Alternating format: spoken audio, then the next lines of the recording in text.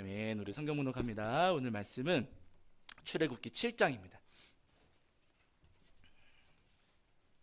출애굽기 7장 14절부터 25절까지 말씀 함께 합독하시겠습니다. 7장 14절부터 25절까지입니다. 네, 출애굽기 7장 14절부터 25절까지 말씀입니다. 자, 우리 찾으신 줄 알고 한 목소리로 함께 합독하겠습니다. 함께 합니다. 여호와께서 모세에게 이르시되 바로의 마음이 완강하여 백성 보내기를 거절하는도다. 아침에 너는 바로에게로 가라. 보라, 그가 물 있는 곳으로 나오리니 너는 나일강 가에 서서 그를 맞으며 그 뱀 되었던 지팡이를 손에 잡고 그에게 이르기를 히브리 사람의 하나님 여호와께서 나를 왕에게 보내어 이르시되 내 백성을 보내라. 그러면 그들이 광야에서 나를 섬길 것이니라 하였으나 이제까지 내가 듣지 아니하는도다. 여호와가 이같이 이르노니 내가 이로 말미암아 나를 여호와인 줄 알리라. 볼지어다 내가 내 손의 지팡이로 나일강을 치면 그것이 피로 변하고 나일강의 고기가 죽고 그 물에서는 악취가 나리니 애굽 사람들이 그 강 물 마시기를 싫어하리라 하라. 여호와께서 또 모세에게 이르시되 아론에게 명령하기를 내 지팡이를 잡고 내 팔을 애굽의 물들과 강들과 은하와 못과 모든 호수 위에 내밀라 하라. 그것들이 피가 되리니 애굽 온 땅과 나무 그릇과 돌 그릇 안에 모두 피가 있으리라.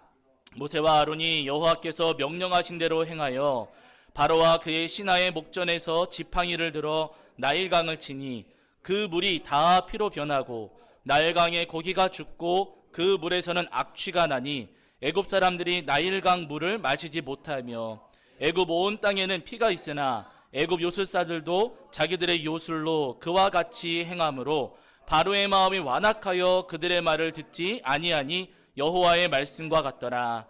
바로가 돌이켜 궁으로 들어가고 그 일에 관심을 가지지도 아니하였고 애굽 사람들은 나일강 물을 마실 수 없으므로 나일 강가를 두루 파서 마실 물을 구하였더라. 여호와께서 나일강을 치신 후 이레가 지나니라. 아멘. 우리 자리에 앉으시겠습니다. 여러분 한 주간 평안하셨지요? 아이고야, 우리 한 해를 마무리하는 마지막 날인데 이 소중한 날 우리 하나님께 소망을 두시고 우리 하나님 앞에 나와 예배하는 저와 여러분이 오늘도 우리 주님께서 주신 은혜와 사랑이 가득하기를 간절히 소원합니다. 자, 지난주에 저희가 출애굽기 7장 8절부터 13절까지 말씀을 통해서 우리에게 주시는 은혜를 함께 나눴는데, 지난주 말씀 보시면 하나님께서 아론에게 명령하시기를 지팡이를 던져라 라고 하셨어요. 아론이 하나님 말씀에 순종하여 지팡이를 던졌더니 지팡이가 뭐로 바뀌었다고요? 뱀으로 변해버렸습니다. 하나님의 말씀하여 하나님 말씀에 순종하여 행하였더니 하나님께서 그 순종을 통하여 이적을 보여주시고 놀라운 역사를 일으키셨다는 거예요. 여러분, 우리도 마찬가지입니다. 이 땅을 살아가는 동안 우리도 우리 삶에 이적이 일어나고 놀라운 역사 경험하기를 우리가 다 바라잖아요. 근데 여러분, 아무에게나 하나님께서 이적을 보여주시지는 않으십니다. 하나님께서 이적을 행하시고 보여주시는 그 삶은 다른 삶이 아니고요, 하나님 말씀에 순종할 때, 그 말씀에 순종하여 살아갈 때 하나님께서 그 삶의 표적도 보여주시고 이적도 보여주시는 거예요. 때때로 하나님 말씀이 내 마음하고 같지 않을 때가 있어요. 그렇죠? 네. 하나님 성경 말씀 읽어가다 보면은요, 내 마음하고 전혀 다른 말씀을 하실 때가 분명히 있습니다. 마음하고도 다르고 내 생각과도 다르고 내 경험과도 다르고 내 감정과도 다르지만은 그럼에도 불구하고 우리가 하나님 말씀을 순종할 때 하나님께서 우리 삶 가운데에 놀라운 이적과 표적을 보여주시리라 믿습니다. 바라기는 하나님의 그 놀라운 은혜를 우리 성도님들도 소망하시면서 내 마음과 다르고 생각과 다르고 내 기분과 다르고 내 지식과 다르다 할지라도 언제나 하나님 말씀에 순종하시를 저와 여러분이 되기를 주의 이름으로 간절히 축원합니다. 자, 이제는 오늘은 그 뒤에 이어지는 출애굽기 7장 우리 14절부터 25절까지 말씀을 통해서 우리에게 주신 은혜를 나누려고 하는데요, 바로의 눈앞에서 여러분 지팡이가 뱀으로 변하는 놀라운 일이 바로의 눈앞에서 벌어졌어요. 우리 성도님들께서 만약에 그 현장에 계셨다면, 내 눈앞에서 지팡이가 뱀으로 변하는 일이 벌어졌다면 여러분 믿으시겠어요? 안 믿으시겠어요? 네? 믿으시겠어요? 안 믿으시겠어요? 여러분 믿지 않겠습니까? 많이 그런 일은 없겠지만 제가 이렇게 설교 이거 원고를 휙 던졌는데 돈으로 바뀌었어요. 네? 믿으시겠어요? 안 믿으시겠어요? 아, 돈은 싫어하시니까 휙 그죠. 휙 던졌는데 고양이로 바뀌었어요. 그럼 믿으시겠어요? 안 믿으시겠어요? 여러분 믿지 않겠습니까? 뭔가 이적이 일어나고 뭔가 놀라운 일을 하면은 내 눈앞에서 벌어졌으니 안 믿을 수가 없잖아요. 그런데 여러분 바로는요, 자기 눈앞에서도 그 놀라운 이적, 하나님께서 행하시는 이적을 자기 눈으로 보았음에도 불구하고 마음이 바뀌지를 않았습니다. 아니 도대체 이 바로의 마음은 어떤 마음이길래 자기 눈앞에서도 그렇게 하나님께서 이적을 보여주셨음에도 불구하고 바로는요, 하나님을 인정하지 않고 하나님을 받아들이지도 않았고요, 오히려 그의 마음이 완악했다, 또 혹은 완강했다라고 말씀하고 있습니다. 자기 눈앞에서 일어나는 벌어지는 일들을 보고서도 믿지 않으니 하나님께서 그의 완강한 마음을 이제 깨뜨리시는 거예요. 네. 이 정도로 믿지를 않으니 하나님께서 바로의 마음을 깨뜨리시는 작업을 하시는데, 그 작업이 우리가 알고 있는 10가지 재앙의 사건입니다. 하나님께서 이 재앙들을 통해서 바로의 마음을 깨뜨리세요. 물론 여러분, 이 10가지 재앙 안에는 바로에 대한 심판과 징계도 담겨 있습니다. 그러나 이 심판과 징계를 통해서 하나님께서는요, 바로의 굳은 마음, 그 완강한 마음을 깨뜨리고자 하시는 거예요. 그렇게 바로의 마음을 깨뜨리신 다음에 하나님께서 크게 기대하시는 바가 무엇이냐면, 여러분 17절을 보세요. 17절. 자, 17절입니다. 자, 17절. 7장 17절.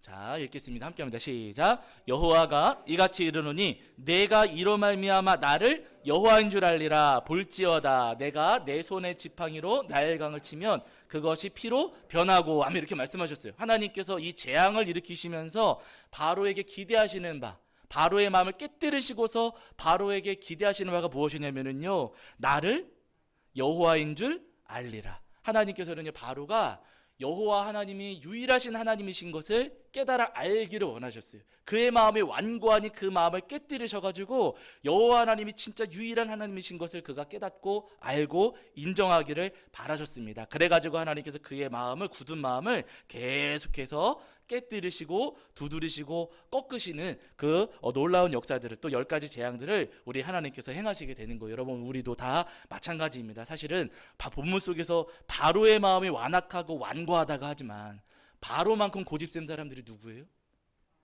에? 누구예요? 저 사람, 접니까? 우리입니까? 저도 그렇지만 우리 모두가 여러분 바로만큼이나 완악하고 완고합니다. 마음속에 내 마음속에 들어있는 것들이 굉장히 많아가지고 여러분, 그 가운데는 물론 선한 것도 있겠지만 마음에 악한 것도 잘못된 것도 많이 가득 채워놓았고, 또 그 가운데 하나님과 우리 사이의 관계를 방해하는 여러 가지 것들을 우리 마음에 쌓아두고 있어가지고요, 여러분 그 마음이 굳어져서 하나님을 우리가 때로는 깨닫지 못하고, 우리 마음으로 하나님을 인정하지도 못하고, 우리가 마음으로 하나님을 존중히 여기지도 못할 때가 더러 있다는 거예요. 하나님께서는 여러분, 우리의 그 굳은 마음, 하나님을 인정하지 못하고 때로는 하나님을 우리가 온전히 바라보지 못하는 우리의 굳은 마음을 우리 하나님께서는 깨뜨리시고 부수시기를 원하신다는 거예요. 바라기는 여러분, 우리 10가지 재앙의 말씀 10주가 될지 9주가 될지 8주가 될지는 모르겠지만 이 말씀들 우리 성도님들이 하나씩 살펴보시면서 바로와 함께 우리의 굳은 마음도 함께 깨뜨리시는 저와 여러분이 되기를 주의 이름으로 간절히 축원합니다.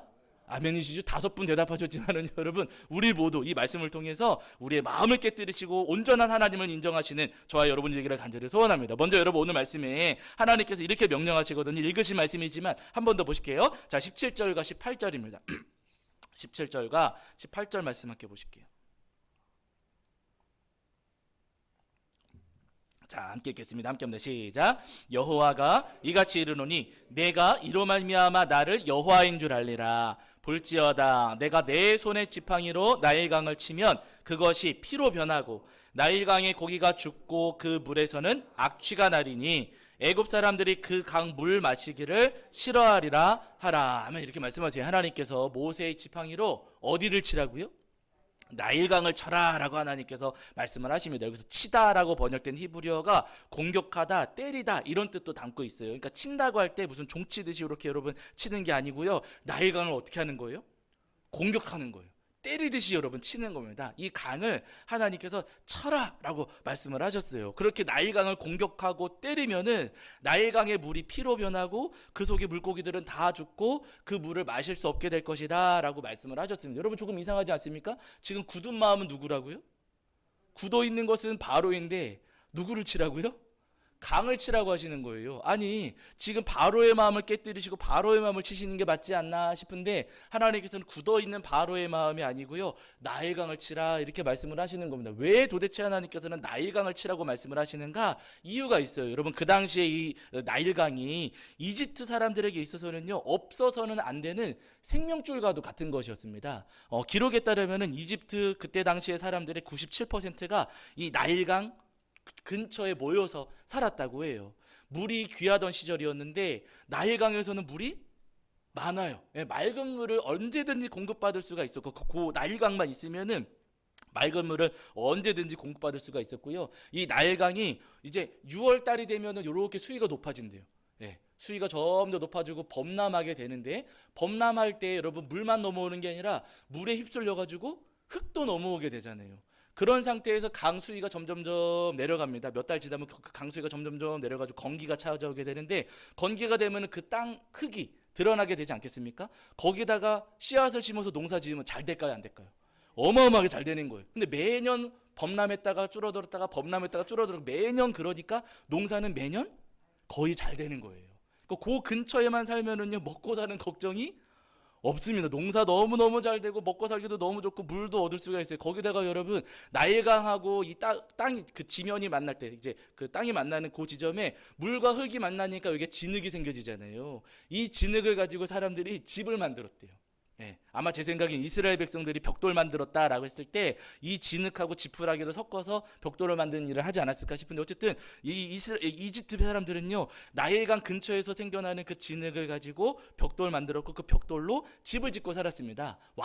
왕조차도 이 진흙으로 자기 집을 짓고 살았어요. 그러니까 강 근처에만 있으면 뭐가 생기는 거예요? 집을 얻을 수가 있는 거예요. 벽돌을 만들어서 집도 짓고 살 수가 있었고, 강을 따라서, 강줄기를 따라서 왔다 갔다, 배 타고 왔다 갔다 하면서 교통도 굉장히 편했고, 그 배에다가 실어가지고 여러 가지 뭐 소도 옮기고 뭐도 옮기고 하면서 운반하기도 굉장히 좋았던 겁니다. 그러니까 그때 당시 여러분 97%나 되는 이집트 사람들이 나일강 근처에만 모여서 살았다는 거예요. 나일강만 있으면은요, 이집트 사람들은 얼마든지 살 수가 있었습니다. 그러니까 나일강은 이집트 사람들에게 있어서 굉장히 고마운 강인 것은 맞아요. 그런데 여러분, 한 가지 부작용이 생기잖아요. 나일강만 있으면 되니까, 그렇죠? 나일강만 있으면 어쨌든 먹고 살 수 있으니까 하나님을 찾겠어요, 안 찾겠어요? 안 찾게 되는 겁니다. 이게 여러분 부작용이 생기는 거예요. 나일강만 있으면 먹고 사는데 아무 지장이 없으니까요, 이집트 사람들이 아침만 되면은 나일강에 가가지고 강의 신한테 엎드려 절했습니다. 그래서 오늘 본문에도 아침에 가라고 하시거든요. 20절 같은데 보시면, 20절이 아니라 7장, 여러분 7장에 보시면은요, 15절 같은 데 보시면 아침에 너는 바로에게 가라 그러시잖아요. 바로가 아침마다 나일강에 가가지고 엎드려 절했어요. 강신이시여, 오늘도 우리를 보살펴 주십시오 하면서 강 앞에 가서 절하는 겁니다. 강만 있으면 잘 먹고 잘 사니까. 그렇게 하나님을 인정하는 게 아니고요, 강만 있으면 충분히 살 수 있어, 강만 있으면 우리 삶은 어렵지가 않아 하는 마음이 있었고, 그 강 때문에 이집트 사람들은요, 하나님을 깨닫지도 못하고 인정하지도 않게 되더라는 겁니다. 그래서 여러분, 하나님께서 다른 것보다도 가장 먼저 이 나일강을 치시는 거예요. 너희에게 필요한 것은 강이 아니라 누구라고요? 하나님이시라고. 강이 너희를 살게 하는 것이 아니라 여호와 하나님이 너희를 살게 하시는 것이다. 너희가 강의 은혜로 살아가는 것이 아니라 하나님의 은혜로 너희가 살아간다. 그러니 너희는 강을 바라보지 말고, 강 앞에 엎드리지 말고 누구 앞에 엎드리라고 하시는 거예요? 하나님 앞에 엎드려야 되고 하나님을 바라봐야 된다 하시는 겁니다. 그래서 나일강을 치셔가지고 그 강을 죽음의 강으로 하나님께서 바꾸시는 거예요. 여러분, 오늘 우리도 다 마찬가지입니다. 가만히 여러분 우리의 삶을 돌아볼 때 우리의 삶에도 나일강 같은 것이 있어요. 요것만 있으면 잘 살아요. 요것만 있으면 옷도 사고 집도 사고 차도 사고 여행도 가고 맨날 맛있는 것도 많이 사 먹고, 요것만 있으면 뭘까요? 머니, 맞아요. 돈입니다. 돈만 있으면은요, 여러분, 우리가 돈만 가지고 있으면 잘 먹고 잘 살 수가 있습니다. 그러니까 여러분, 우리가 돈을 가지기 위해서 모든 사람들이, 세상 모든 사람들이 이 돈을 좋아하고 돈을 얻기 위해서 그렇게 수고하고 돈을 그렇게나 아끼고 사랑하잖아요. 돈이 있으면 마음이 든든해요, 불안해요? 든든합니다. 지갑에 돈이 딱 들어있으면은요 마음이 아주 든든해요. 그런데 지갑에 돈이 없고 통장에 잔고가 점점 줄어들면 제가 예전에 말씀드렸잖아요. 좀 마음이 맞아요. 마음이 불안해집니다. 네. 그 통장 이자 저희도 그러지 않습니까? 이자율이 높아지면은 마음에 근심이 찾아오고 이자율이 조금 0.1%라도 내려가면은 마음이 기뻐지는 거예요. 이 돈의 움직임에 따라서 이집트 사람들이 나일강 그 범람하느냐 이렇게 뭐 내려가느냐에 따라서 마음이 왔다리 갔다리 했던 것처럼 여러분 우리는 이자율에 따라서 우리의 마음이 왔다리 갔다리 합니다. 은혜 잃어버리고 성경 안 읽고 기도 안 한 것은 걱정해요, 안 해요? 별로 걱정 안 해요. 그런 돈 잃어버리면은 걱정이 돼요.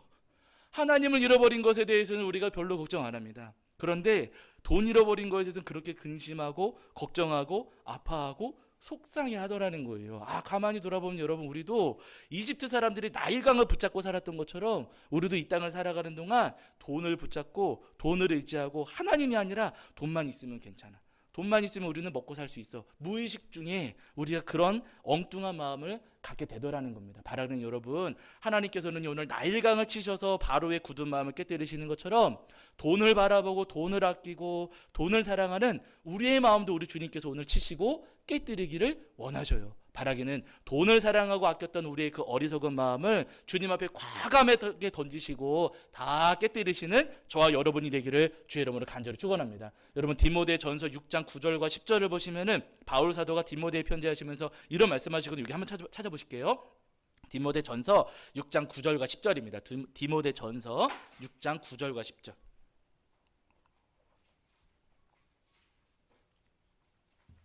디모데전서 6장 9절과 10절입니다. 신약성경 342페이지 정도 있어요. 신약성경 342페이지 정도에 디모데전서 6장 9절과 10절. 자, 디모데전서 6장 9절과 10절 신약성경 342페이지입니다. 자, 우리 찾으신 줄 알고 한 목소리로 함께 읽겠습니다. 함께 합니다. 시작. 부하려 하는 자들은 시험과 올무와 여러 가지 어리석고 해로운 욕심에 떨어지나니 곧 사람으로 파멸과 멸망에 빠지게 하는 것이라. 돈을 사랑함이 일만하게 뿌리가 되나니 이것을 탐내는 자들은 미혹을 받아 믿음에서 떠나 많은 근심으로써 자기를 찔렀도다. 아멘. 이렇게 말씀하세요. 여러분 여기 보시면은요, 부하려 하는 자들은 어디에 떨어진다고요? 시험과 골무와 여러 가지 어리석고 해로운 욕심에 떨어지고 곧 사람으로 파멸과 멸망에 빠지게 한다. 부하려 하는 마음, 돈에 대한 욕심과 돈에 대한 사랑은요 결국 우리를 파멸과 멸망에 빠지게 한다라고 말씀하셨고 10절 보시면은 돈을 사랑함이 일만 악의 뿌리가 되어서 이것을 탐내는 자, 돈을 탐내는 자들은 미혹을 받아 믿음에서 떠나 많은 근심으로 자기를 찌른다, 이렇게 말씀을 하십니다. 부자 청년 여러분 기억하시잖아요. 예수님 찾아왔던 부자 청년, 어떻게 하면 영생을 얻을 수 있습니까? 예수님께 물었어요. 계명 지켜라 하시니까 그거 다 지켰거든요. 대답을 합니다. 그러고 나서 예수님께서 뭐라고 하시냐면 재산을 어떻게 하라고요? 재산을 다 팔아주고 가난한 자한테 나눠주고서 나를 따르라 라고 예수님께서 말씀을 하셨어요. 부자 청년한테, 돈 많이 가진 청년한테 그 재산 가난한 사람 다 나눠주고 너희는 나를 따라라 라고 말씀하셨습니다. 그때 이 청년이 어떻게 됐다고요? 근심하며 돌아갔습니다. 그러면 성경 말씀이 그냥 허투루 하시는 말씀이 아니세요. 그 돈에 매여가지고 그 청년은요 돈에 매여가지고 자기 눈앞에서 예수님을 만나고 예수님과 직접 대화를 나눴음에도 불구하고 구원의 길을 따라가지 못했습니다. 뭐 때문에요? 돈 때문에. 돈을 사랑하고 돈을 아끼고 돈을 좋아하다가 여러분 결국 그 청년은요 영생을 얻지 못하는 큰 잘못을 저지르게 되었어요. 여러분 돈을 사랑하는 마음, 돈을 아끼는 마음은요 하나님과 우리 사이에 아주 무서운 걸림돌이 되고 돈을 아끼는 그 마음 때문에 하나님을 향한 우리의 마음을 우리가 빼앗길 수가 있습니다. 그렇기 때문에 여러분 주님께서는요 우리가 돈을 사랑하는 그 마음을 깨뜨리고 버리기를 원하시는 거예요. 바라기는 여러분 우리 마음에도 돈 좋아하는 거 분명히 있지요. 그러나 여러분 물질에 대한 욕심을 과감하게 버리시고 하나님을 더 간절히 붙잡고 우리 하나님을 더 진실하게 사모하시는 저와 여러분이 되기를 주의 이름으로 간절히 축원합니다. 여러분 교회 건물 이전을 준비하면서 저희에게도 여러 가지 많은 일들이 있었잖아요. 지난해 초에 우리가 이제 건물 매입하고 나서 한 2달쯤인가 석 달인가 지났을 때 제가 어디서 연락을 받았어요. 이렇게 뭐 작은 교회들을 도와주는 어느 선교 단체가 있는데 거기서 공사하는 것도 도와줄 수가 있고 재정 지원도 해줄 수가 있다. 공사비도 대줄 수가 있다. 제가 그 소리를 들었을 때 솔깃할 뿐만 아니라 마음이 든든했을까요? 불안했을까요? 든든하죠, 여러분.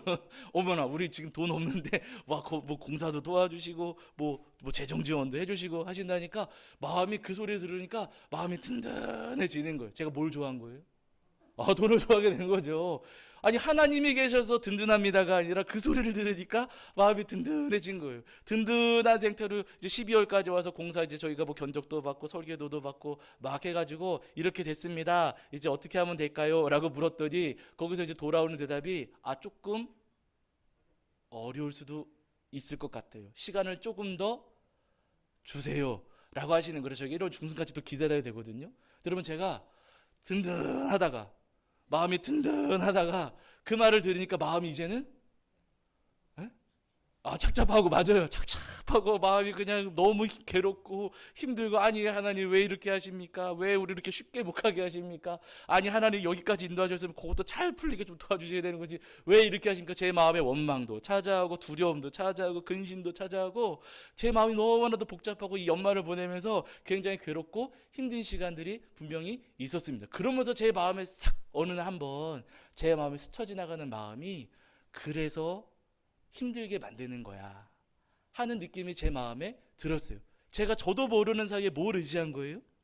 돈을 의지하게 된 것이고 돈을 좀 대주실 수 있다고 하는 그 선교단체 이름도 잘 모르지만은 거기를 저도 모르게 이렇게 기대고 있었으니까 준도야 너는 너희 교회는 더불어 사는 교회는 하나님을 의지해야지 하나님을 의지해야지 왜 그쪽에 살짝 기대고 있느냐 탁 치워버리니까 누굴 붙잡을 수밖에 없어요?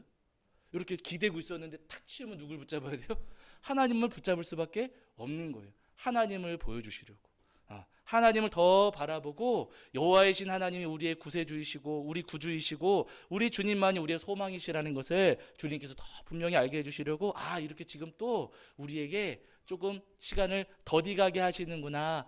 주님께서 저한테 그 마음을 주셨습니다. 여러분 우리가 이 땅을 살아가는 동안 우리가 의지할 분은요 누구밖에 없어요? 하나님밖에 없어요. 그러니까 여러분 돈이 없어도 두려울 게 있습니까? 없습니까? 두려워해서는 안 되는 거예요. 왜냐하면 온 세상을 창조하신 하나님이 우리의 주님이신데 그까지 또 명분이 도대체 뭐가 중요하겠냐는 겁니다. 바라기는 여러분 이 땅을 살아가는 동안 돈이 아니라 우리 하나님이 우리의 주인이심을 믿으시고 돈에 대한 욕심은 내려놓으신 채로 우리 하나님을 더 간절히 붙잡으시는 저와 여러분이 되기를 주의 이름으로 간절히 축원합니다. 우리 성도님들은 남유다의 왕 아사를 기억하시잖아요. 이 아사가 종교개혁을 했던 아주 유명한 왕입니다. 근데 이 아사가 왕 된 다음에 나라는 굉장히 어렵고 복잡했는데 남유다에 퍼져있던 우상을 없애버리기 위해서 노력을 많이 했어요. 우상 숭배 없애려고 굉장히 노력을 많이 했습니다. 그 모습을 하나님께서 귀하게 보시고 남유다에 은혜를 내려주시는데 어느 날 에디오피아 성경에서는 구스 이렇게 글자가 되어 있거든요. 구스가 에디오피아가 전쟁을 걸어왔어요. 성경 보시면 군대가 몇 명이냐면요. 병사가 100만 명. 에디오피아가 끌고 온 세라라고 하는 이제 사람이 군대를 끌고 왔는데 병사가 100만 명에 병거는 300대였습니다. 그에 반해서 남유다의 군대는 창 가진 사람이 30만 명, 활 쏘는 사람이 28만 명이에요. 이길 수 있을까요, 없을까요?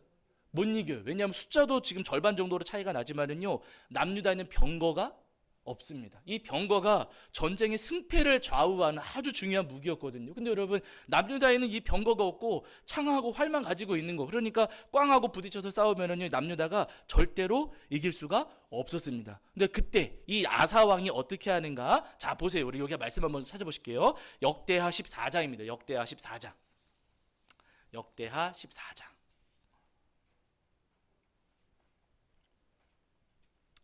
역대하 14장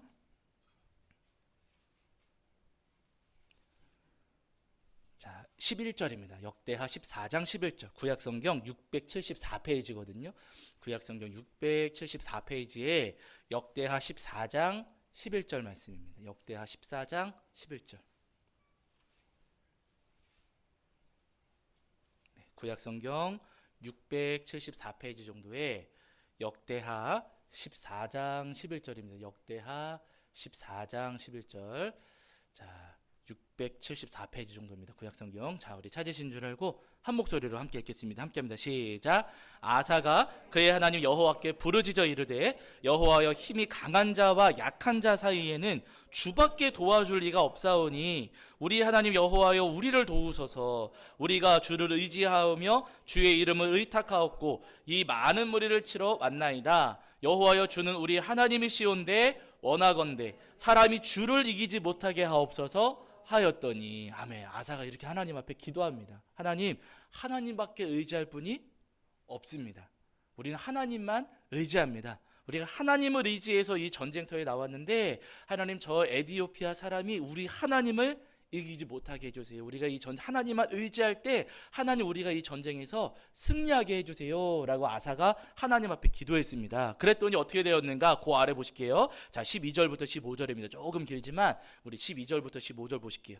자, 읽겠습니다. 함께합니다. 시작. 여호와께서 구스 사람들을 아사와 유다 사람들 앞에서 치시니 구스 사람들이 도망하는지라. 아사와 그와 함께한 백성이 구스 사람들을 추격하여 그랄까지 이르매 이에 구스 사람들이 엎드러지고 살아남은 자가 없었으니 이는 여호와 앞에서와 그의 군대 앞에서 패망하였음이라. 노력한 물건이 매우 많았더라. 여호와께서 그랄 사면 모든 성읍 백성을 두렵게 하시니 무리가 그의 모든 성읍을 치고 그 가운데 있는 많은 물건을 노력하고 또 짐승 지키는 천막을 치고 양과 낙타를 많이 이끌고 예루살렘으로 돌아왔더라. 아멘. 이렇게 말씀하십니다. 이 남유다에는 병거가 없었거든요. 근데 이겼어요, 졌어요? 이 전쟁에서 이겼습니다. 누가 이기게 하셨습니까? 하나님께서 이기게 하셨어요. 이길 수 없는 전쟁이었지만은 하나님을 붙잡고 하나님께 매달렸을 때 하나님께서 이 전쟁을 승리하게 도와주셨습니다. 그뿐만 아니라 여러분, 전쟁만 이긴 게 아니고요. 전쟁에서 이기고 나서 뭐 갖고 왔어요? 전리품 갖고 왔어요. 남유다 가난했거든요. 근데 여러분, 이 전쟁에서 승리하게 하신 다음에 이 에티오피아의 그 전쟁, 그때 당시에는 전쟁터에 나올 때 뭘 많이 끌고 나왔대요. 왜 그랬는지 모르겠는데 전쟁터에 여러 가지 왕관 같은 것도 되게 보석 화려한 거 쓰고 나오고 막 그랬다고 하더라고요. 그러니까 전쟁에서 승리하면 그거 다 누구 거예요? 이긴 사람들이 가져가는 겁니다. 그래서 전리품이 생기게 되는데, 이 남유다 백성들도 그 전쟁에서 하나님께서 승리하게 하신 이후에 그 땅에 떨어져 있던 전리품들을 다 거두어 가지고 남유다로 돌아오게 되었다는 거예요. 남유다는 힘도 없었고 가지고 있는 것 없었습니다. 그러나 여러분, 하나님을 의지하고 하나님을 바라보았을 때 하나님께서 전쟁에서도 승리하게 하시고 그들의 삶도 넉넉하게 하나님께서 채워주셨어요. 여러분, 우리도 다 마찬가지입니다. 우리가 사람을 의지하고 물질을 의지하는 삶은요, 결국 넘어지고 쓰러질 수밖에 없습니다. 그러나 우리가 하나님을 의지하고 예수님을 바라볼 때 주님께서 분명히 우리를 승리하게 하시고 우리의 부족한 것을 넉넉하게 채워주시리라 믿습니다. 우리 성도들이 베드로와 요한이 성전에 올라가 기도하러 가다가 성전 미문 앞에서 구걸하는 분을 만나가지고 그분 이렇게 세우는 장면, 우리 성도님들 기억하시죠? 그때 뭐라고 해요? 은과 금은 내게 없거니와 내게 있는 것을 내게 주노니 나사렛 누구 이름이요? 예수 그리스도의 이름으로 일어나 걸으라 말하니까, 선포하니까, 그러니까 그 걷지 못하던 분이 벌떡 일어나가지고 걷기도 하고 뛰는 놀라운 역사가 일어나지 않았습니까? 여러분, 은과 금으로 일어나는 것이 아닙니다. 예수님으로 일어나는 거예요. 은과 금이 많이 있다고 해서 일어나는 건 아니고요, 예수님으로 일어납니다. 여러분, 우리 교회도 은과 금으로 지어지는 것 아니고 은과 금으로 세워지는 것 아니고요, 누가 세우셔요? 예수님으로 세워지는 겁니다. 우리 하나님을 붙잡고 우리 하나님을 의지하고 우리 예수님을 바라볼 때 주님께서 우리 가정과 교회를 든든하고 아름답게 세워가시리라 믿습니다. 바라기는 우리가 우상으로 삼고 있었던 그 돈을 과감하게 던져버리시고 우리 예수님과 우리 하나님과 우리 성령님만 굳게 붙잡으시는 저와 여러분이 되기를 주의 이름으로 간절히 축원합니다. 자, 우리 찬송합니다. 찬송가 405장 찬송하시겠습니다. 405장 찬송하시면서 준비하신 예물 봉헌하겠습니다. 찬송가 405장입니다.